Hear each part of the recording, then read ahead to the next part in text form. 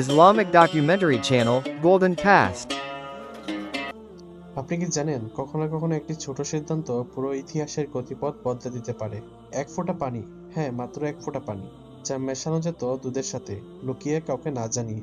কিন্তু এক কিশোরীর না বলা, একজন মায়ের তাকওয়া, আর একজন ন্যায়ের শাসকের সতর্ক দৃষ্টি, এই তিনটির মিলনেই জন্ম নেয় ইতিহাসের এক উজ্জ্বল অধ্যায়। আজ আমরা শুনবো সেই কাহিনী, যে কাহিনী থেকে জন্ম নিয়েছিলেন দ্বিতীয় উমর নামে পরিচিত এক মহান শাসক। গল্পের প্রতিটি লাইন আপনার হৃদয়ে নাড়া দিবে, তাই পুরো ভিডিওটা মনোযোগ দিয়ে শুনুন শেষ পর্যন্ত।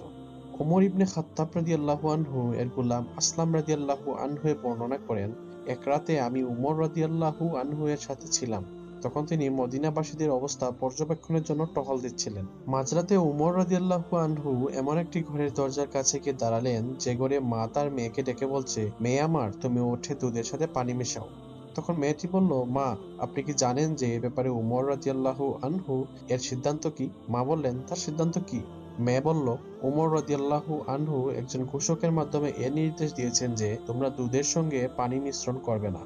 এরপরও মা তার মেয়েকে বললেন, তুমি উঠে পানি মিশাও, কেননা তুমি যে স্থানে আছো এখানে উমর বা তার লোকেরা তোমাকে দেখবে না।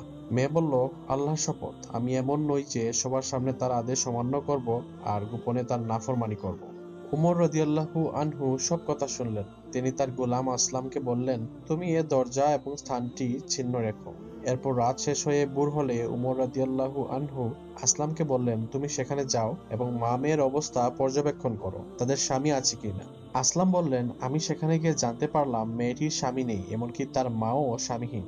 একথা জানতে পেরে আমি উমর রাদিয়াল্লাহু আনহু এর কাছে এলাম এবং তাকে সংবাদ দিলাম। উমর রাদিয়াল্লাহু আনহু তার সন্তানদের একত্রিত করে মা মেয়ের ঘটনা বর্ণনা করলেন এবং বললেন, তোমাদের মধ্যে এমন কে আছে যার স্ত্রীর প্রয়োজন? জেনে রাখো, তোমাদের পিতা যদি কোনো নারীর প্রয়োজন হতো, তবে এ মেয়ের ক্ষেত্রে কেউ তার চেয়ে অগ্রগামী হতে পারত না। তখন আব্দুল্লাহ এবং আব্দুর রহমান বললেন, আমাদের তো স্ত্রী আছে। আসলাম রাদিয়াল্লাহু আনহু বললেন, হে আমার পিতা, আমাকে বিবাহ করিয়ে দিন। তখন উমর রাদিয়াল্লাহু আনহু আসলামকে ওই মেয়ের কাছে পাঠালেন। আসলাম তাকে বিবাহ করলেন। এ মেয়ের গর্ভে একটি কন্যা সন্তান জন্মগ্রহণ করে। তার থেকে জন্মগ্রহণ করে উমর ইবনে আব্দুল আজিজ রাদিয়াল্লাহু আনহু, যাকে বলা হয় দ্বিতীয় উমর।